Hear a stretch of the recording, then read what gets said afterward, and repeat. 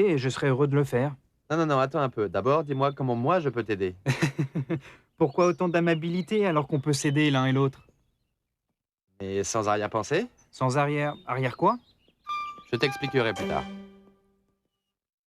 Ça va, Diego? Ça va, vous deux? Je croyais que tu étais en bonne compagnie à rompre ta promesse. J'ai essayé de la rompre, Jérémy. Je suis allé à l'hôtel, mais elle était partie.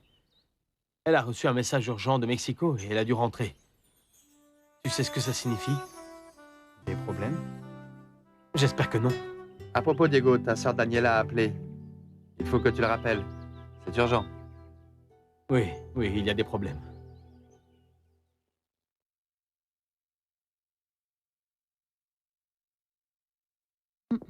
Bonjour Susanna, je suis de retour. Vas-y, rentre, monsieur Avellaneda t'attend. Tu sais pourquoi il demande à me voir? Je n'en suis pas très sûre. Mais je crois que c'est à cause de ce qu'il a entendu dire ce matin. Toute la famille Sanchez-Sambrano est venue parler avec lui. Je ne sais pas ce qu'ils se sont dit, mais il était très énervé. Je vais lui dire que tu es arrivé, excuse-moi.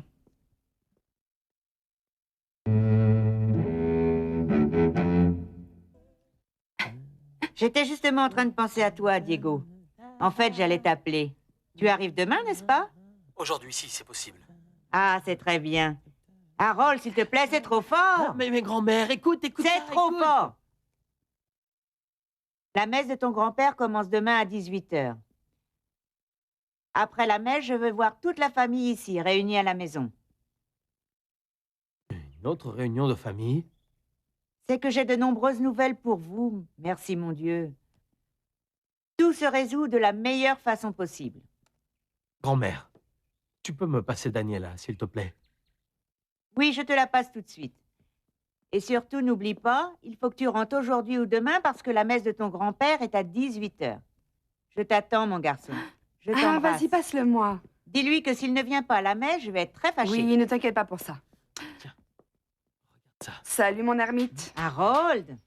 Écoute, grand-mère vient de me dire que si tu ne viens pas à la messe... Oui, attends. Comme ça.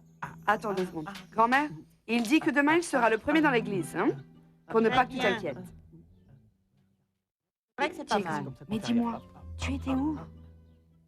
J'ai dû aller à une réunion du comité. Qu'est-ce qu'il y a? Eh bien, des choses étranges. Écoute ça. Tôt ce matin, Barbara est passée prendre Diana.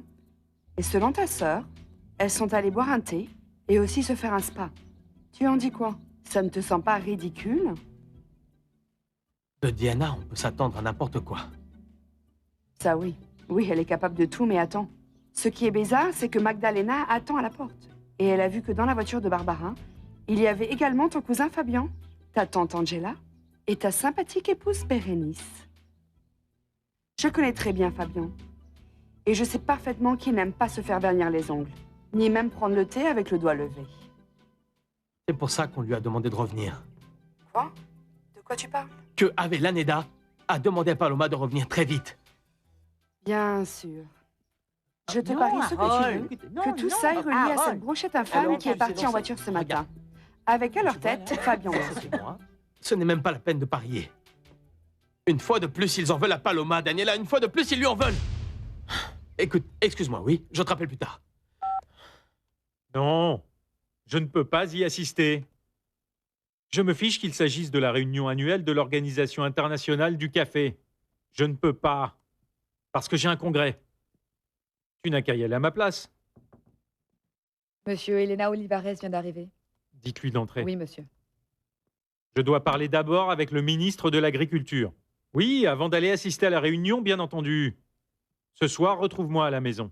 Au revoir. Entrez, Elena. Fermez la porte et asseyez-vous.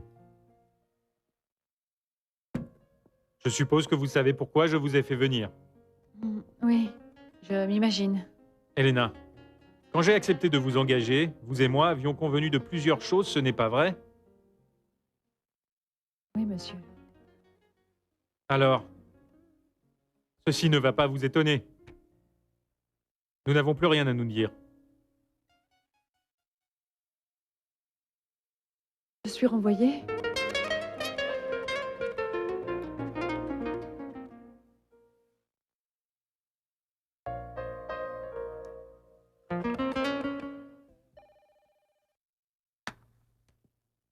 Présidence du Conseil mexicain du café. Puis-je vous aider?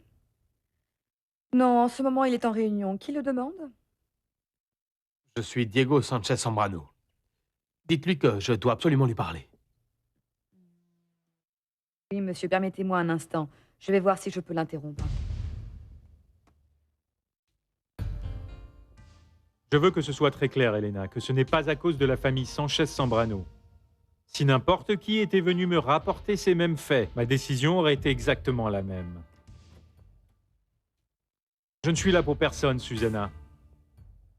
Ça veut dire que vous vous fichez complètement du travail que j'ai accompli? Dans ce cas, oui.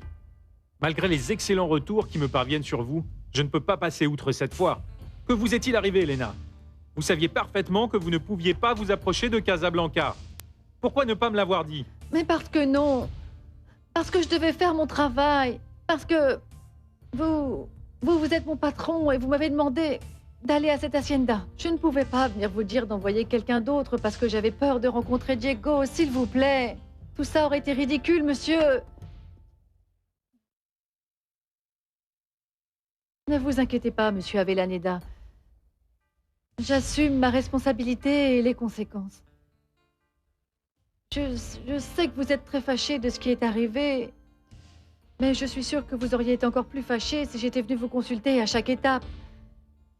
Vous savez parfaitement que je fonctionne toujours avec mes propres méthodes. Mais Elena, nous ne parlons pas de S'il ça. vous plaît, laissez-moi terminer, s'il vous plaît. Peut-être que ma visite à Casablanca a laissé des traces, mais j'ai parfaitement fait le travail. J'ai accompli ce que vous m'aviez demandé. Voici le rapport des propriétés que j'ai visitées. Ici, vous trouverez le travail que j'ai fait avec les saisonniers de Casablanca. Pourquoi ne pas avoir dit que vous y êtes resté sans autorisation? Et que vous aviez chanté avec les saisonniers? Bon, d'accord.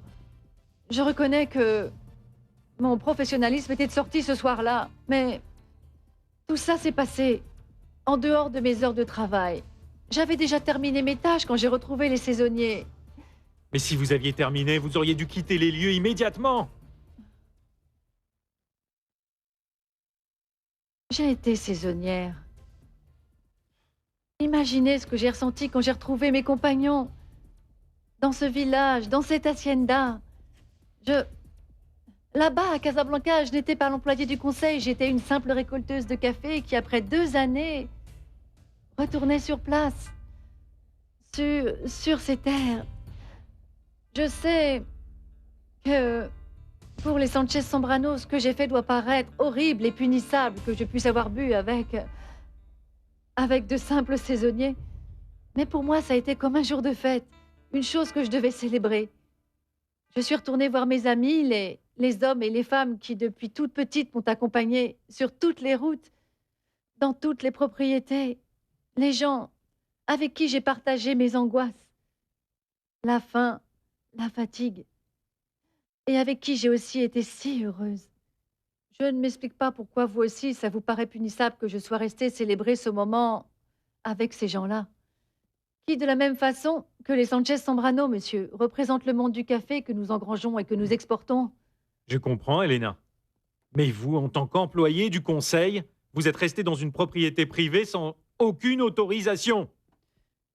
Le problème, c'est que je sois restée faire la fête avec